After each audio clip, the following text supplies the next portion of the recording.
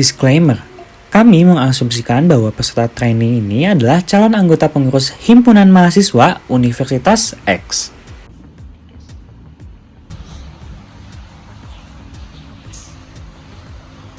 Aduh, tulis banyak banget.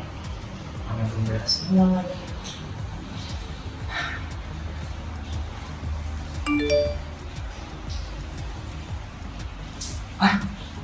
Sudah rapat 5 jam 5. Mana yang aku belum selesai semua tugasnya. Ngomongnya gimana ya?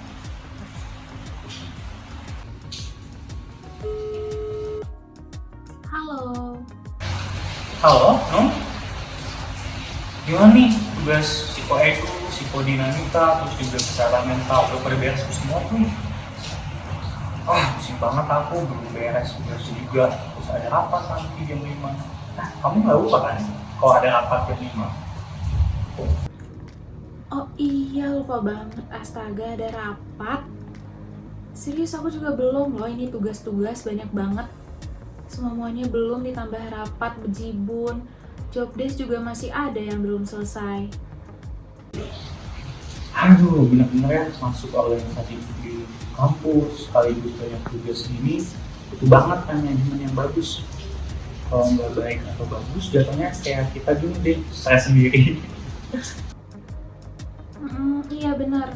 Kita harus kasih saran juga nih buat calon pengurus tahun depan. Buat bisa ngatur waktu mereka nantinya dengan baik. Kan nanti mereka pasti punya banyak tanggung jawab pas masuk organisasi.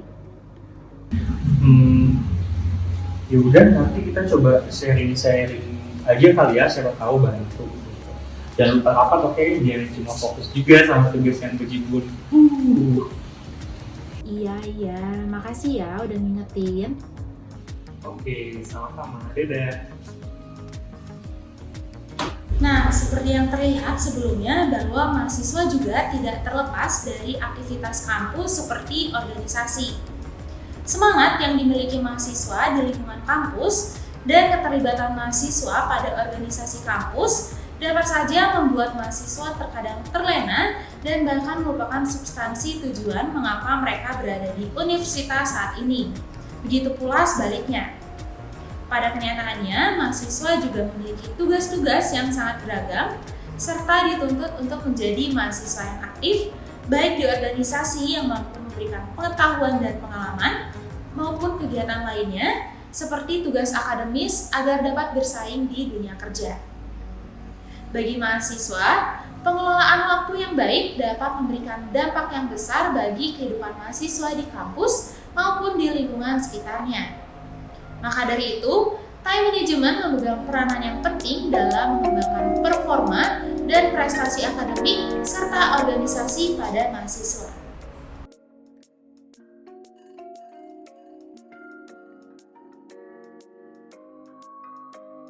Selamat pagi, siang, sore, malam, dimanapun dan kapanpun rekan-rekan semua menonton video ini. Selamat datang di video yang berjudul Let's Improve Your Time Management Skills. Sebelumnya, perkenalkan, nama saya Adi Fairuz Gizani sebagai trainer 1. Dan saya tidak sendiri. Di sini saya ditemani oleh rekan saya, yaitu... Halo semuanya, perkenalkan saya Benedikta. Halo semuanya, perkenalkan nama saya Naomi Octaviana. Pada kesempatan kali ini, kami akan memaparkan materi mengenai time management.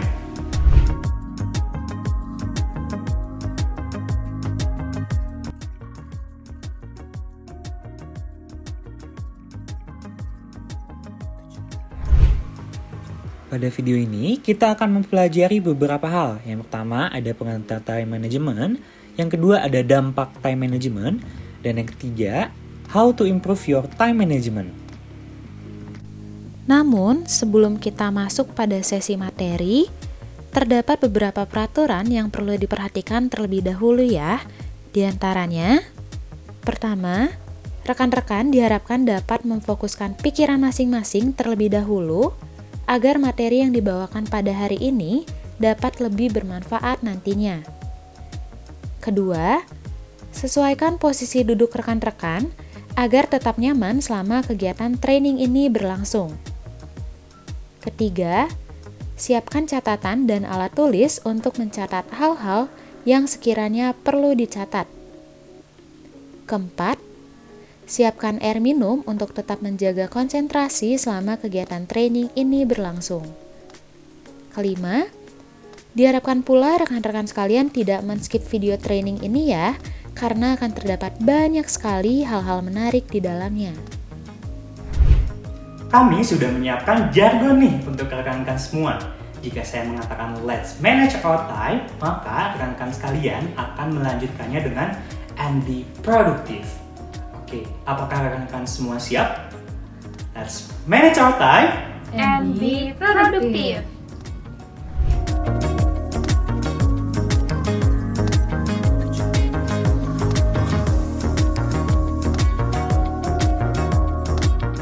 Nah, dari tadi kita sudah membicarakan mengenai time management.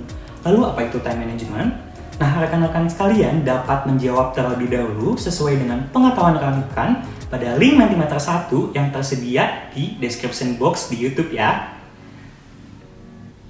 Apabila rekan-rekan belum selesai mengisi jawaban, rekan-rekan sekalian dapat menghentikan video ini terlebih dahulu. Silahkan mengisi. Oke, wah sudah banyak sekali nih yang menjawab. Kalau begitu langsung saja kita bahas materi mengenai pengantar time management. Time management atau manajemen waktu adalah perencanaan, pengorganisasian, penggerakan, dan pengawasan produktivitas waktu. Manajemen waktu juga dapat diartikan sebagai proses harian yang digunakan untuk membagi waktu, membuat jadwal, membuat daftar hal-hal yang harus dilakukan, pendelegasian tugas, dan sistem lain yang membantu untuk menggunakan waktu secara efektif. Berdasarkan dua hal yang tadi saya sebutkan, manajemen waktu untuk rekan-rekan sekalian adalah bagaimana kalian membuat rencana, mengorganisasikan, menggerakkan, dan mengawasi produktivitas waktu antara kuliah dan organisasi secara efektif. Time management sendiri memiliki beberapa aspek. Yang pertama adalah penetapan tujuan dan prioritas. Yang kedua adalah mekanisme time management. Yang terakhir atau yang ketiga adalah kontrol terhadap waktu. Mari kita bahas satu persatu. Untuk aspek yang pertama yaitu penetapan tujuan dan prioritas. Penetapan tujuan dan prioritas ditetapkan berdasarkan tugas dan tanggung jawab mahasiswa. Berkaitan dengan hal tersebut, rekan-rekan semua perlu memilih mana yang lebih penting untuk didahulukan. Yang kedua, ada mekanisme time management. Mekanisme dalam time management merupakan tata cara atau langkah-langkah yang harus kalian lakukan mulai dari perencanaan hingga evaluasi. Yang ketiga, ada kontrol terhadap waktu. Kontrol terhadap waktu dilakukan dengan melakukan pengawasan terhadap aplikasi waktu per kegiatan yang telah kalian rencanakan dan targetkan dari awal. Seperti apakah alokasi yang ditargetkan untuk suatu kegiatan sudah cukup atau belum. Sekarang saya akan membahas mengenai goal setting. Goal setting atau menetapkan tujuan adalah hal penting dalam time management karena dapat digunakan untuk memotivasi dan memberi tantangan bagi individu. Dengan mengetahui adanya tujuan yang telah dicapai, maka akan memberikan rasa pencapaian dan melihat kembali hal-hal yang sudah diselesaikan atau tujuan yang sudah dicapai. Tujuan ini tentunya harus jelas dan dapat ditentukan. Salah satu strategi yang dapat digunakan dalam menentukan goal adalah SMART goal, yang terdiri dari S yaitu specific, M yaitu measurable, A yaitu attainable, R yaitu realistic, dan terakhir T itu timely. Mari kita bahas satu persatu. Yang pertama ada spesifik. Ketika sebuah tujuan bersifat spesifik, maka rekan-rekan semua dapat mengetahui hal apa yang diharapkan untuk dicapai. Berikut ini pertanyaan yang dapat digunakan untuk mengetahui apakah sebuah tujuan bersifat spesifik. Yang pertama adalah siapa yang akan melakukannya atau siapa yang akan terpengaruh dari tindakan yang akan dilakukan. Yang kedua adalah hasil apa yang ingin dicapai. Lalu apakah ada tempat spesifik untuk melakukannya? Kapan saya ingin menyelesaikan atau mencapai goal ini? Apakah ada batasan atau syarat tertentu yang harus dipenuhi? Lalu, mengapa goal ini penting? Manfaat apa yang didapat jika goal ini tercapai? Yang kedua, ada attainable, yaitu kalian harus yakin bahwa goal yang telah ditetapkan mampu untuk kalian capai. Yang ketiga, ada measurable, yaitu setiap goal yang ditetapkan harus dapat diukur, sehingga kalian memiliki patokan untuk memastikan sejauh mana dalam proses mencapai goal dan kapan goal tersebut akan tercapai. Berikut pertanyaan yang dapat kalian gunakan untuk mengukur goal. Yang pertama ada seberapa banyak tugas yang harus dikerjakan, dan yang kedua adalah seberapa sering. Yang keempat ada realistis, yaitu sebuah goal dikatakan realistis apabila kalian berkeinginan dan mampu melakukan hal-hal yang diperlukan menuju tujuan tersebut. Artinya, kalian telah menganalisis pekerjaan yang akan dilakukan secara detail dan menyeluruh, serta berkesimpulan bahwa goal yang ingin dicapai itu realistis. R di sini juga merupakan singkatan untuk relevan. Beberapa pertanyaan yang dapat digunakan dalam menganalisis yaitu, apakah saya memiliki sumber daya yang dibutuhkan untuk mencapai goal yang diinginkan? Yang kedua, apakah saya memiliki dukungan dari orang lain? Yang ketiga, apakah goal ini adalah sesuatu yang harus dipenuhi? Dan yang keempat adalah apakah dengan mencapai goal akan meningkatkan skill dan ability dalam melakukan pekerjaan. Yang terakhir ada timely, yaitu memberi batasan waktu pada goal yang ingin dicapai akan memotivasi kalian untuk memulai pekerjaan secepat mungkin. Hal ini juga akan memberi sense of urgency atau rasa terdesak untuk mencapai goal dan dapat membantu kalian untuk tetap fokus. Baik, sekarang rekan-rekan semua sudah sampai di ujung modul 1. Sebelum melanjutkan ke modul selanjutnya, kita review dulu yuk. Di sini, time management adalah perencanaan, pengorganisasian, penggerakan, dan pengawasan titik-titik waktu. Pilihan jawabannya adalah A. Kolektivitas, B. Produktivitas, C. Elastisitas, D. Fleksibilitas, atau E. Esensialitas. Baik, jawaban yang tepat adalah B. Produktivitas. Jadi, time management adalah perencanaan, pengorganisasian, penggerakan, dan pengawasan produktivitas waktu. Nah, rekan-rekan sekalian, tadi rekan saya Adi sudah memaparkan materi pengantar time management. Sekarang kita lanjut yuk ke modul materi berikutnya, di mana kita akan membahas mengenai karakteristik individu apa saja yang diperlukan untuk mencapai keefektifan dalam time management dan juga dampak-dampak dari time management itu sendiri. Yuk, kita simak materinya.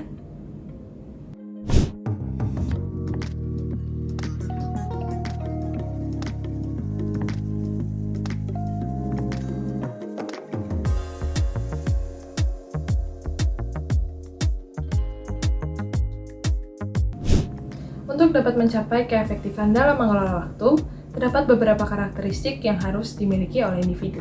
Ada apa saja sih? Yuk kita bahas. Karakteristik yang pertama adalah desire, yang dapat dijelaskan sebagai keinginan yang intens untuk terus mengelola waktu dan keinginan untuk mencapai tingkat efektivitas yang maksimal. Selanjutnya, karakteristik yang kedua adalah decisiveness, atau ketegasan dan kejelasan dalam mengambil keputusan. Dalam hal ini, individu harus memiliki ketegasan untuk terus berlatih dalam menerapkan time management sampai akhirnya menjadi habit atau kebiasaan. Karakteristik yang ketiga adalah determination. Dalam hal ini, individu harus memiliki tekad yang kuat untuk bertahan dalam menghadapi tantangan yang mungkin dialami dalam proses penerapan time management. Karakteristik yang terakhir atau yang keempat adalah disiplin. Dalam hal ini yang dimaksudkan adalah kedisiplinan individu untuk menerapkan time management dalam jangka waktu yang lama.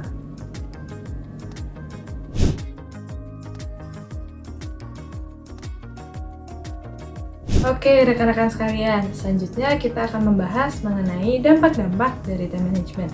Kira-kira dari rekan-rekan sekalian, apakah ada yang bisa menyebutkan apa saja sih dampak positif atau manfaat yang dapat dirasakan jika time management ini diterapkan dengan baik?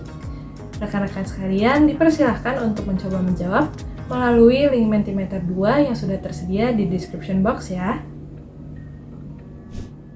Wah, ternyata sama seperti sebelumnya, banyak dari rekan-rekan sekalian yang dapat menyebutkan apa saja sih dampak-dampak dari penerapan time management. Sekarang kita bahas yuk bersama-sama.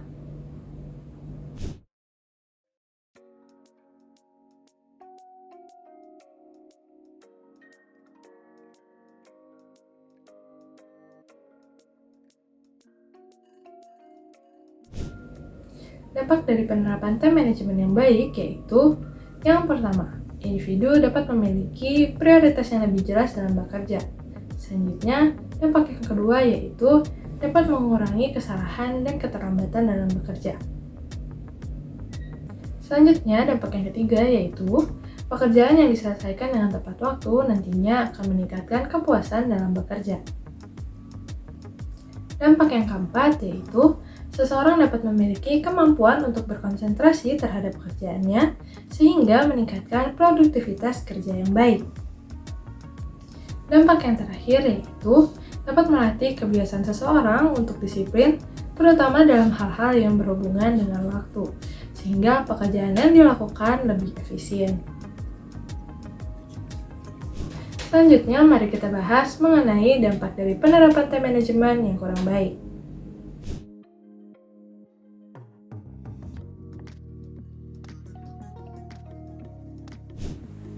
Dampak dari penerapan time management yang kurang baik yaitu yang pertama, dapat menyebabkan timbulnya kecenderungan untuk melakukan prokrastinasi sehingga kinerja terhambat dan tidak dapat menyelesaikan tugas dengan tepat waktu.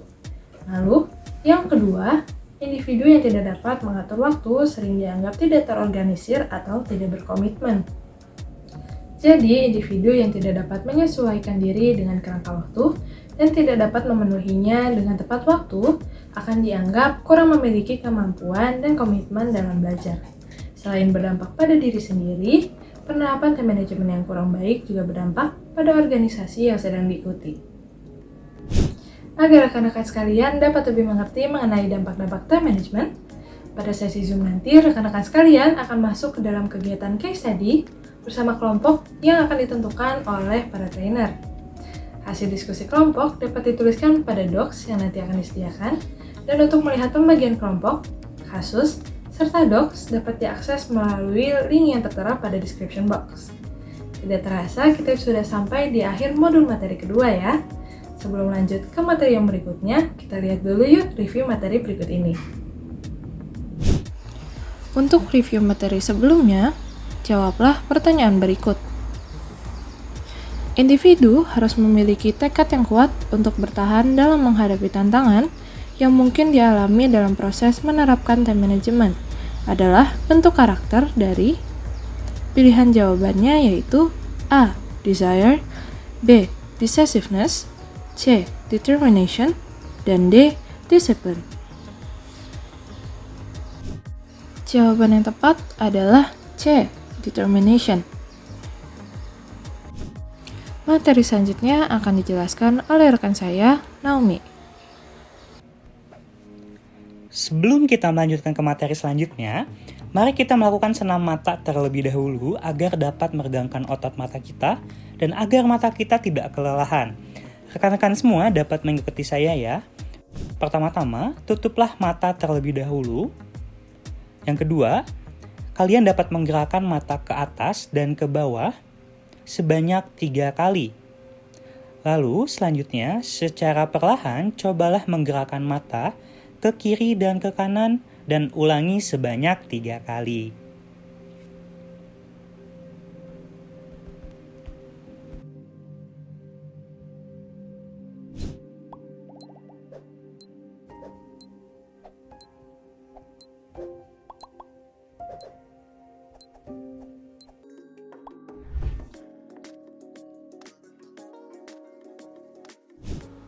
Baik rekan-rekan sekalian, apabila sebelumnya kita telah mempelajari apa itu time management, karakteristik individu untuk mencapai keefektifan time management, serta dampak dari time management yang baik dan yang buruk.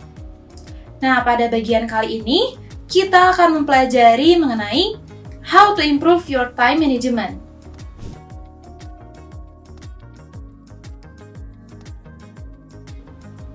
Kira-kira apa sih yang dapat rekan-rekan sekalian lakukan untuk dapat meningkatkan time management skill. Rekan-rekan dapat mencoba menjawabnya pada Mentimeter 3 yang telah tertera pada description box ya. Nah, kebanyakan rekan-rekan sudah menjawab pada Mentimeter. Baik, kalau begitu saya akan memberitahu salah satu cara terbaik untuk menentukan prioritas adalah dengan membuat to-do list atau daftar kegiatan. Membuat daftar kegiatan dapat menjadi sangat penting karena akan terdapat beberapa hal yang seharusnya dilakukan dan beberapa hal yang tidak dilakukan yang perlu diingat saat kita nantinya membuat daftar kegiatan. Langkah pertama yang perlu dilakukan untuk membuat daftar kegiatan adalah dengan membuat daftar tugas atau kegiatan-kegiatan apa sajakah yang perlu rekan-rekan selesaikan. Selanjutnya, kegiatan-kegiatan yang sudah ditulis oleh rekan-rekan sekalian harus diurutkan berdasarkan tingkat kepentingannya. Hal yang perlu diingat dalam membuat daftar kegiatan ini adalah rekan-rekan diharapkan untuk tetap dapat berpikir secara realistis. Mengapa demikian? Hal tersebut dikarenakan apabila daftar yang dibuat nantinya terlalu panjang, maka akan membuat rekan-rekan sekalian menjadi kewalahan. Beberapa tugas mungkin perlu dimasukkan ke dalam daftar di hari berikutnya apabila tidak dapat selesai pada hari yang telah ditentukan oleh rekan-rekan sekalian. Apabila terdapat tugas dengan prioritas tinggi, lalu jumlahnya banyak, maka bagilah menjadi pekerjaan yang lebih kecil yang tidak terlalu membebani. Langkah kedua yang perlu dilakukan adalah menentukan hal yang penting dan hal yang mendesak. Tugas atau pekerjaan yang membutuhkan perhatian segera, artinya tugas tersebut bersifat mendesak. Setiap keputusan yang rekan-rekan buat terkait kegiatan rekan-rekan sekalian dapat dikategorikan ke dalam salah satu dari 4 kategori sebagai berikut. Yang pertama, mendesak dan penting. Kedua, penting tetapi tidak mendesak.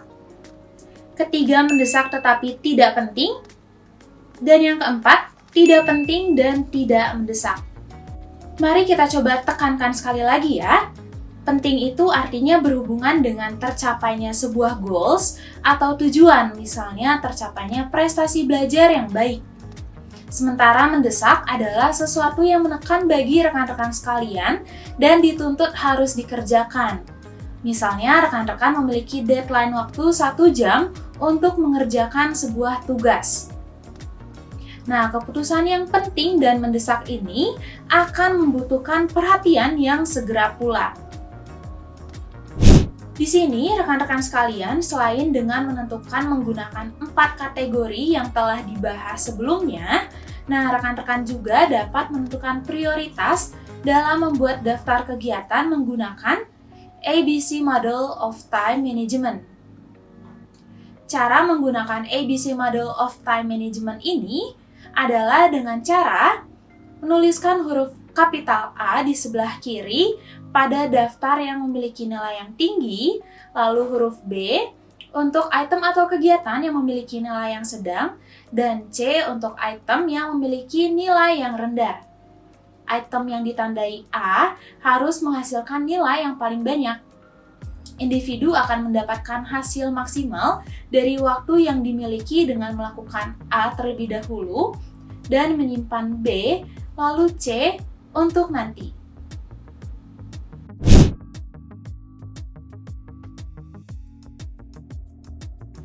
Pada bagian ini, rekan-rekan sekalian akan masuk ke dalam aktivitas yang terakhir, yaitu What do we have for tomorrow? Pastinya rekan-rekan sekalian penasaran kan dengan aktivitas terakhir ini, apa sih sekiranya yang akan kita lakukan? Apakah ada yang bisa menebak? Ya, betul sekali, sesuai dengan judulnya, kita akan menentukan aktivitas apa sajakah yang akan kita lakukan di esok hari, lalu nantinya rekan-rekan akan diminta untuk menetapkan prioritas atas setiap kegiatan yang ada. Rekan-rekan dapat mendownload terlebih dahulu ya template yang telah disediakan pada description box. Baik, apabila rekan-rekan telah mendownload template tersebut, silahkan tuliskan kegiatan apa saja yang akan rekan-rekan lakukan di esok hari beserta dengan jamnya ya. Untuk mengerjakannya, rekan-rekan dapat menjeda terlebih dahulu video ini, lalu silakan melanjutkannya apabila rekan-rekan sekalian telah selesai menuliskan kegiatan.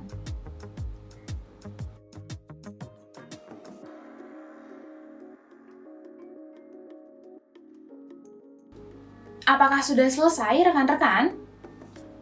Nah, selanjutnya tentukanlah kegiatan rekan-rekan sekalian ke dalam 4 kategori yang seperti sebelumnya sudah dibahas, yaitu mendesak dan penting, penting tetapi tidak mendesak, mendesak tetapi tidak penting, dan yang keempat, tidak penting ataupun tidak mendesak. Saya akan memberikan waktu kembali kepada rekan-rekan untuk menuliskannya. Silakan menjeda terlebih dahulu video ini apabila belum selesai ya.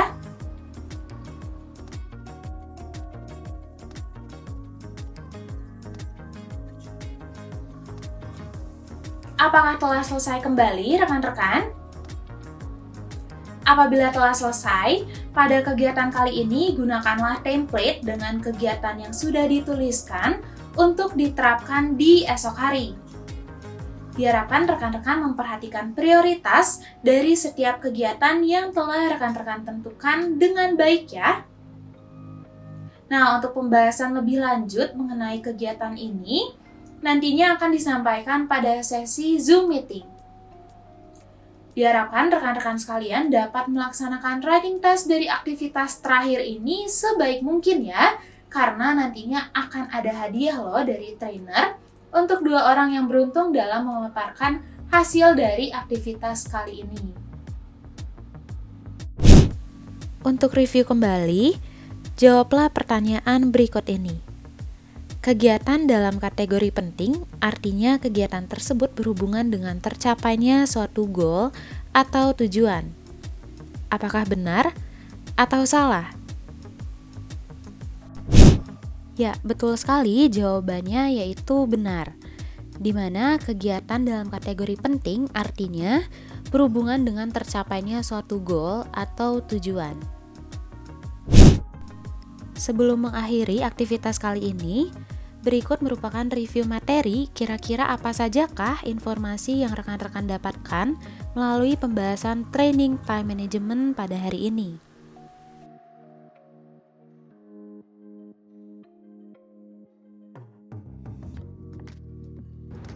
Baik rekan-rekan, tidak terasa ya bahwa kita sudah sampai pada akhir pembahasan di sesi video kali ini. Nah, sebelum kita berpisah pada sesi video kali ini, mari kita melakukan jargon kembali. Masih pada ingat kan jargon di awal? Apabila saya mengatakan let's manage our time, maka rekan-rekan sekalian akan melanjutkannya dengan and be productive. Baik, apakah sudah siap? Kita mulai ya. Let's manage our time And be productive. Yeay! Kami juga ingin mengingatkan bahwa nanti pada sesi Zoom akan ada kuis serta pembahasan terhadap aktivitas-aktivitas yang telah rekan-rekan lakukan. Ada juga hadiah bagi rekan-rekan yang menempati posisi 3 teratas pada aktivitas kuis. Kami juga sudah menyiapkan pantun di akhir nih. Pantunnya adalah pergi memancing ke Sungai Musi, nila dipancing di hari senja. Cakep! Salam undur diri dari kami untuk rekan-rekan sayang semua. Dadah! Dadah!